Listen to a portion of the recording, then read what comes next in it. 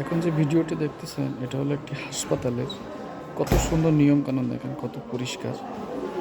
আর রোগীরা যখন আসবে যদি ক্লান্ত হয়ে যায় তাহলে পানি খাইতে পারবে।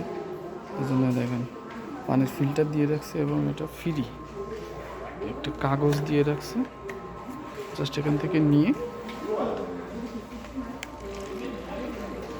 এভাবে দিয়ে পানি খেয়ে নিতে হবে।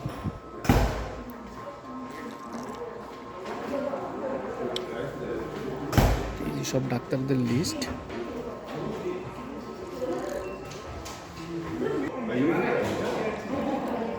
আবারও পানি খাইতে হবে। এটা ঠান্ডা পানি আর এটা হলো গরম পানি।